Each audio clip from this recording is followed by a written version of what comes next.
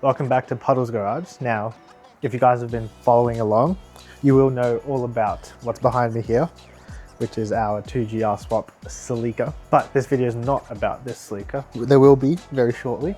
This one is about what's behind the camera. So basically, there may be another car.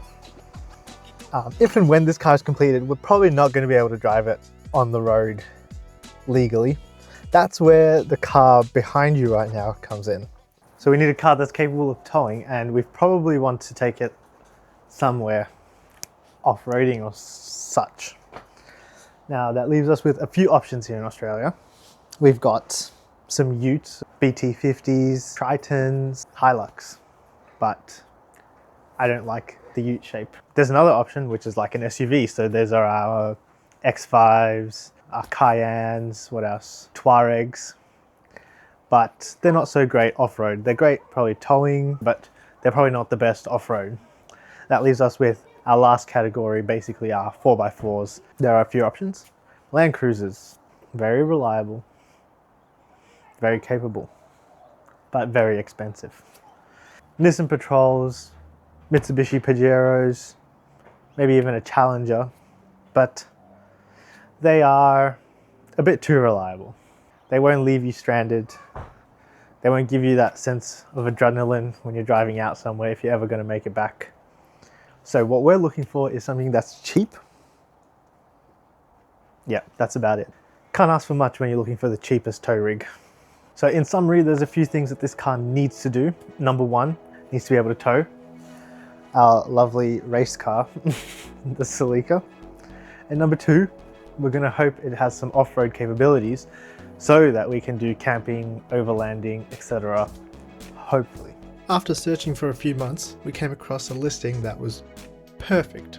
It was cheap, it was unreliable, and it was just posted about 4 hours ago. So now you join us as we head there. If you have something that just works, where's the fun in that? So what we're going to go look at is something that's not crowned for its reliability, but its driving performance and its capability is very highly regarded. So maybe you can make out from that what we're going to look at. Let's go see the car. So we're here in Armadale, and we're going to go look at the car. I mean, we actually already looked at the car, but we'll go look at the car. Somehow we've got the keys. It is central locking, apparently doesn't work very well, but that's okay. Now, yes, if you guessed Discovery, you're correct. It's a Disco 3 here. It's very cheap. Now, there's probably a reason for that, and we're gonna find out. But the guy was really lovely, Cam. I think he really cared for this car. There are some issues, obviously, but I don't think it's anything catastrophic, hopefully. And he left a fridge in the back, which has some good value to it. So $2,000. Yes, we actually already bought the car. Yeah. Oops. I mean, the interior is something. Seen better days for sure, but I think we give it a nice clean and it would actually come out quite nice. It has no diesel, so Haley will go first to the petrol station, get some diesel, and we'll get it home. Absolutely massive car compared to the Abarth. So we have acquired a Discovery 3. Here it is, Discovery. Land Rover, not your average Toyota.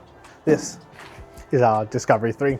Now, unfortunately, this is the Discovery 3 TDV6S.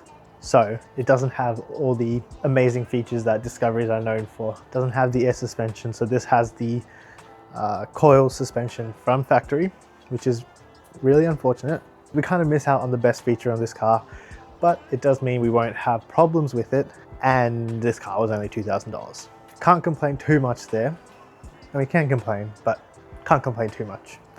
Now, if you guys know Discoveries or Land Rover in general, You probably know what it's known for. Not coming back home basically, or coming back home on a trailer, on a recovery truck. This car has 260,000 kilometers. So hopefully it's past the engine explodey phase and now into the, if we maintain it, it will be reliable phase.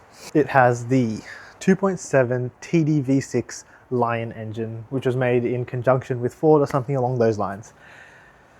Now, if you know this engine, there is one alarming fact that everyone should know before buying this car. They're known for snapping their crankshafts, which is a really good thing to be known for. We hope that it's kind of past the time of crankshaft failure. However, it has been said online that it doesn't really matter, they just explode whenever. Now, there is a list that we have of items that need to be completed for our roadworthy.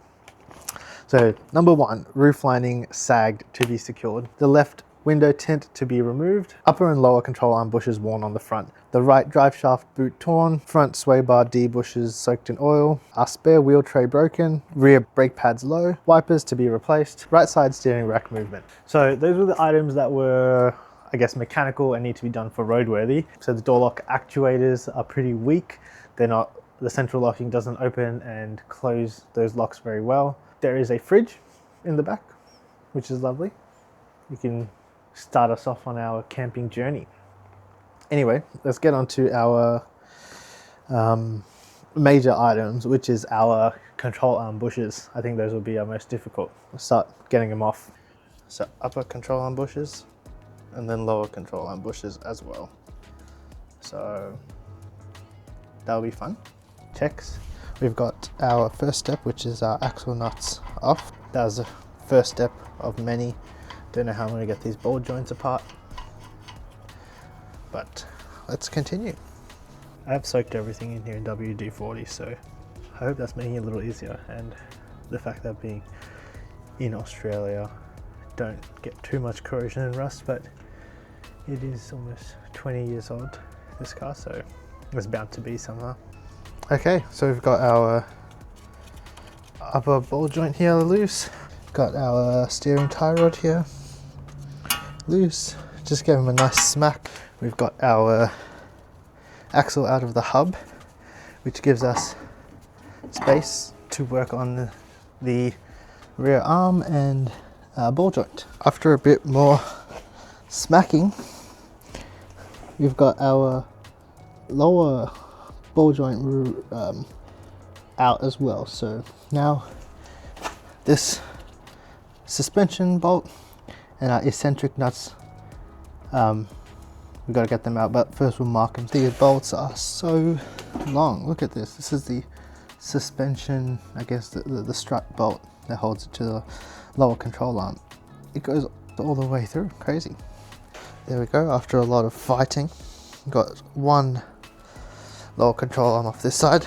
Got both sides out now. That was a challenge. Definitely need some new bolts because I messed up 2 of the eccentric nuts for the camber. Now that we've removed the control arms from the car, we've got to get these bushes off so we can get our new bushes in.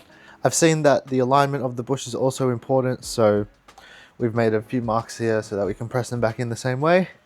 The problem is if we were to try and press it out with a press, we run into the issue where this part of the arm is in the way when trying to press out this, and the same on the other way. So what people suggest is to go at it with this reciprocating saw to cut these bush out and then hammer it out. I don't have a reciprocating saw, I just have a regular saw.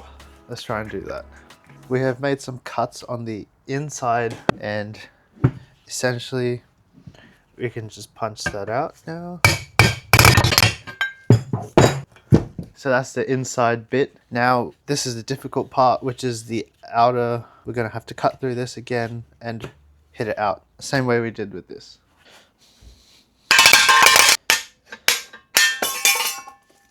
That was cooked. These bushes were really difficult to get off. And I did some work off camera because it was really just the same thing over again. But we did eventually get all of the bushes replaced. After a lot of effort, got our new bushes pressed in, new ball joint, So now the lower control arms can go back in, and we can get the upper ones out to do the bushes and ball joint on that one now. And honestly, I can see why people just buy a whole new arm for this car rather than going to the effort of taking out these bushes, because they are a real pain. But it is so much cheaper just to do the bushes. The bushes total to around $250, whereas an arm with unknown quality of bushes would be around $250 for one. The bushes, the brand of bushes that we use are Lemfjorda, something like that. Sounds German, so have fluid filled bushes, so they're meant to be OE quality.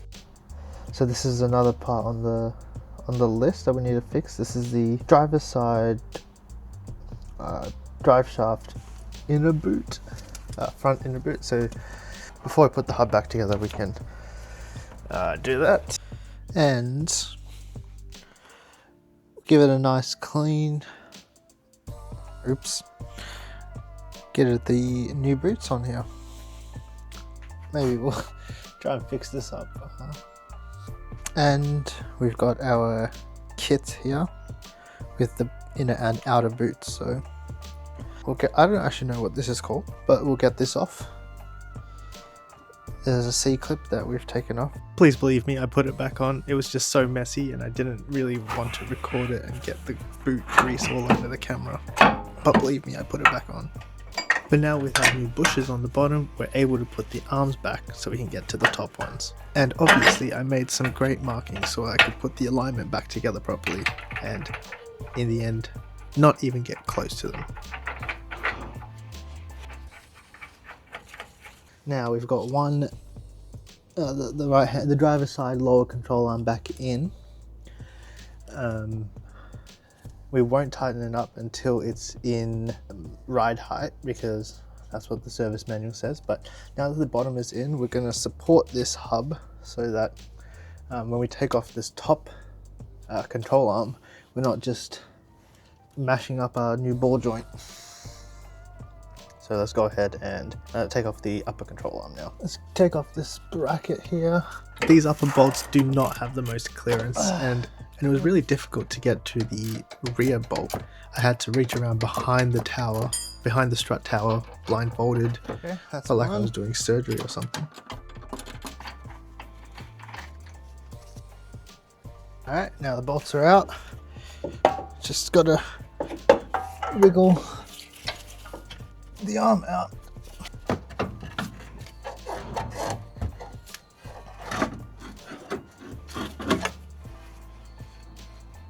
And after a lot of wiggling, upper control arm out.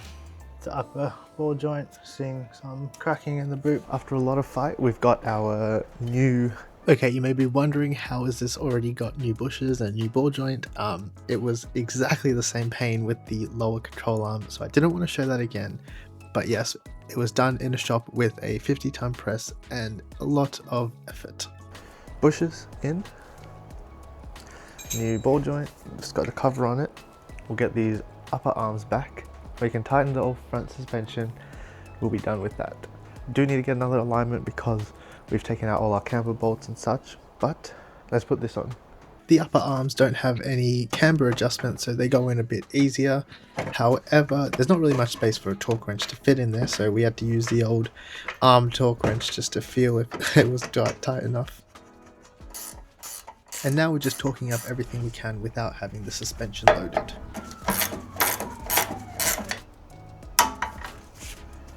Okay. We've got our suspension bolts, 300 Newton meters apparently, so let's try and do that now. 300 Newton meters for this seems excessive, but it's what the manual asks for, so let's give it what it's asking for. 300 Newton meters. So now what's left is the 4 bolts for our arms. Okay, so now for the rest of the bolts, we need to set the suspension to ride height, which means the center of our half shaft here to the tip of our trim is 466 millimeters. Perfect, we're at 466 mil. Now we've got to tighten our suspension.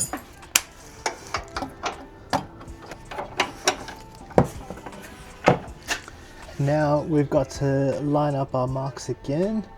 After we line them up, we'll torque them, and with those two camber bolts all torqued up, we can let down the suspension. While we're here, let's do the brakes and rotors.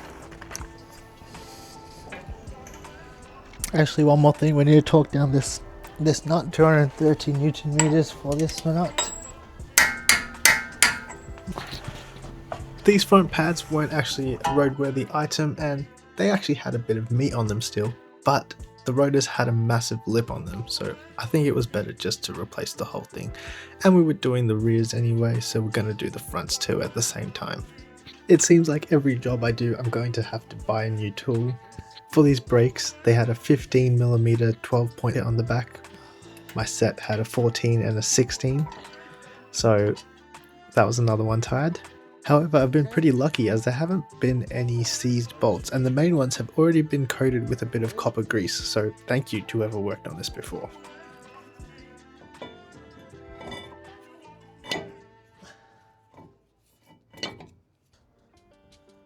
As we wrap up the brakes on the passenger side, we'll get to installing both the arms on the driver's side, as well as finishing off the brakes. And after that, we've done both sides. Got our wheels back on. Now it's time to work on the rear brakes.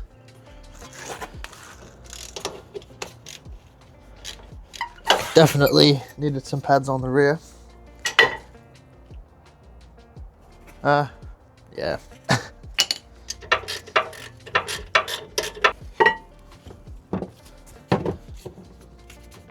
Nice and loose on the cable there. Handbrake is released, so this should come off. There's still quite a bit of meat on these handbrake shoes, so we'll leave them.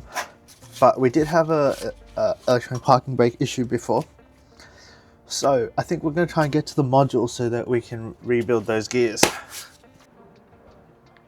Under the car, behind this plate here, should be the electronic parking brake module. And here we've got the cover of the electronic parking brake module, and we want to just take out this motor, a few screws, and this cable has to come out. Lovely. We've got our motor out. That was a challenge while leaving the module in the car. Let's rebuild it now.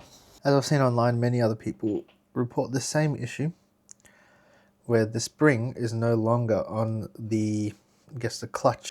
And when we take off the spring, we can see that this gear is actually broken on the edge there. So we'll replace this gear set. Simple as that. We've got our new gears. I'll just show you what was actually broken on this one.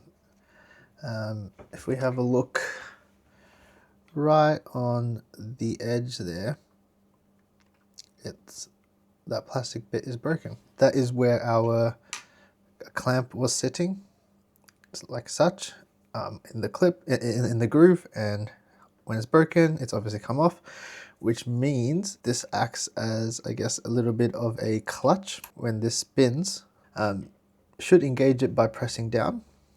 The spring should engage it by pressing down. However, when this comes off, we lose a bit of pressure and it will just slip, and then that high pitch whirring that people hear comes from that. And now with our new gear set installed, parking brake module ready to close it up again with some new silicone and put it back. And the new rotor is on. Got the cable back for the parking brake. And now we will adjust the parking brake with the screw. New pads and rotors in the back. We've adjusted our electronic parking brake. So we rebuilt the EPB, We adjusted the handbrake shoes, and then now let's test that they work. And yes, nice, and it goes on. Now it won't go down without the ignition on and the brake, and then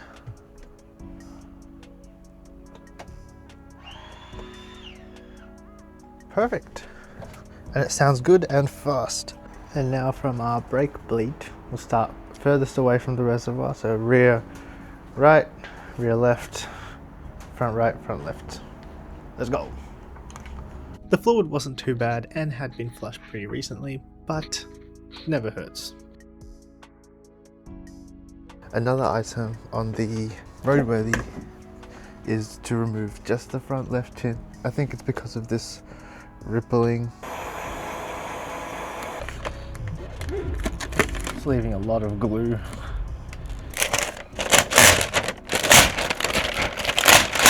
Alright, it's off, but a lot of glue residue, so just use a razor to take it all off.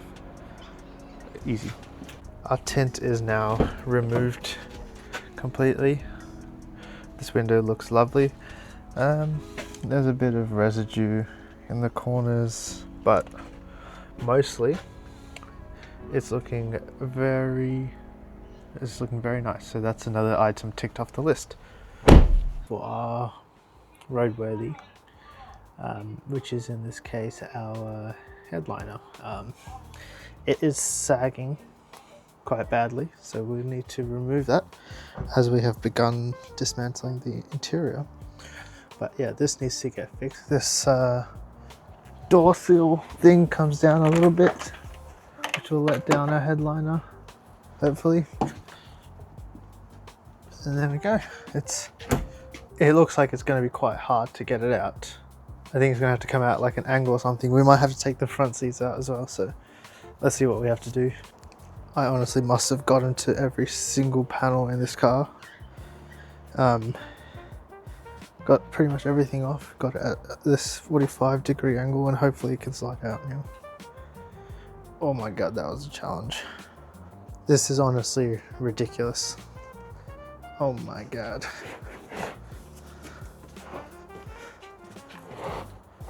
And now my car's in the way.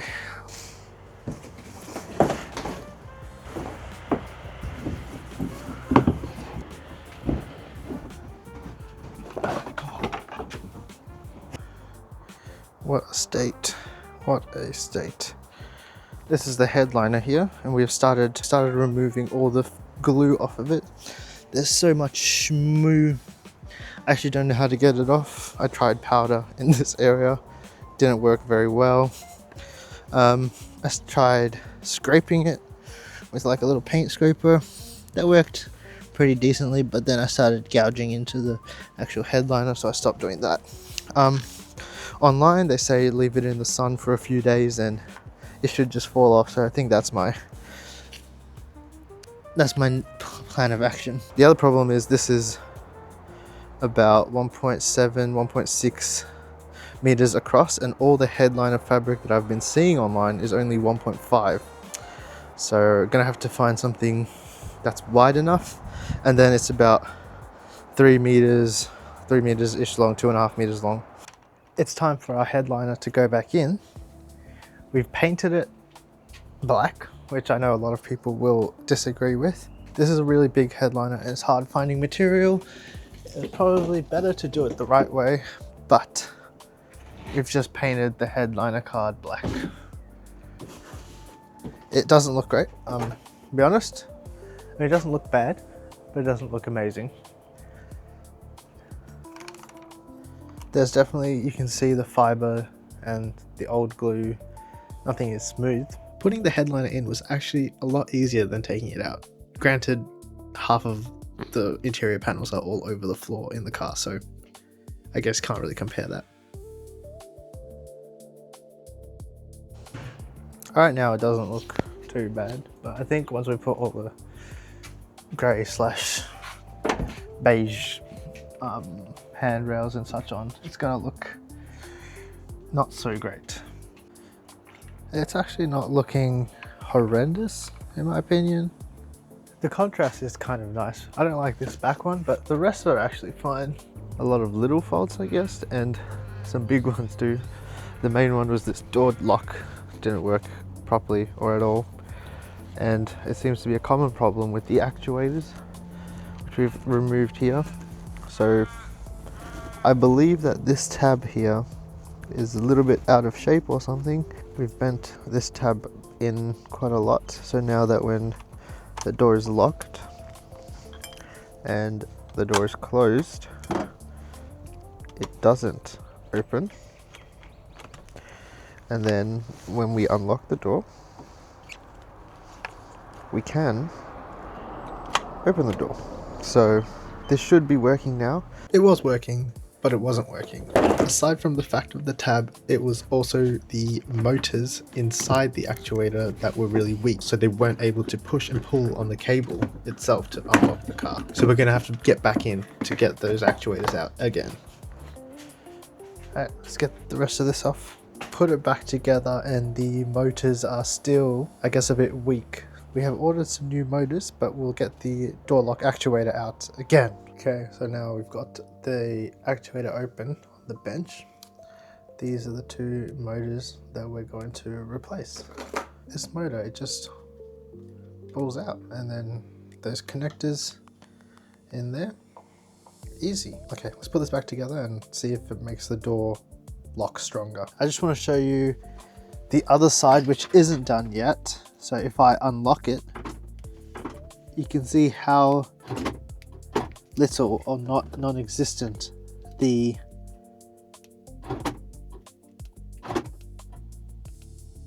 motor moves. So this is the door that we have already changed the motors on. So right now it's unlocked. If we lock it now, yes, nice, and unlock it, perfect. Lock the door, then unlock. We need a double press. Perfect. Alright, now just that side to do as well.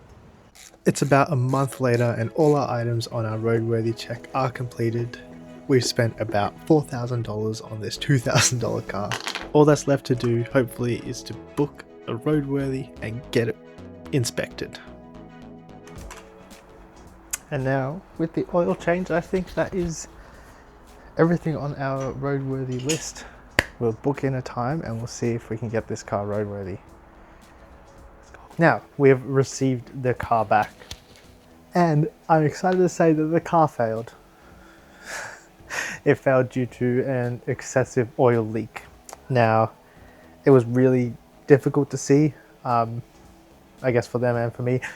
I didn't think that the oil leak was excessive or active and dripping. I thought it was just old crud, but apparently there's an excessive oil leak. They pressure washed and steam cleaned underneath, and there was new oil after that. So they're saying that the oil leak is active and it didn't pass. So no, that's a real bummer, and it's a shame because tomorrow we had a trip planned for this car, but that's obviously not going to happen because we didn't get our roadworthy. So anyway, it's the night before.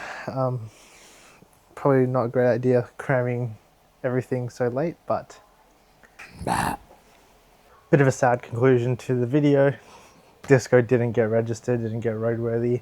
Missed out on going on the trip, on our first trip tomorrow to Apollo Bay. Yeah, that just sucks, really. Next video, we'll get the oil leak fixed, get it roadworthy, get it registered, take it somewhere. Anyway, see ya.